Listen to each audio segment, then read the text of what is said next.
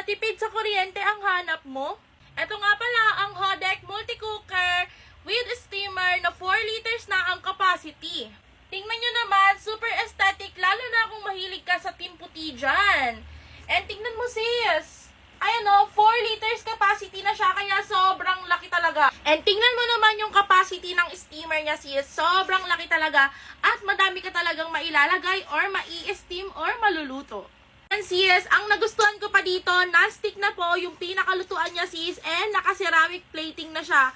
Kaya sis, pwede kang magluto dito kahit walang oil. And syempre, meron na din niyang sponge na pwede mong gamitin pang hugas ng ating Hodek Multi-Cooker. Ang nagustuhan ko pa dito sis, ayan o, sobrang lalim na din niya sis, na pwede kang magluto ng may sabaw.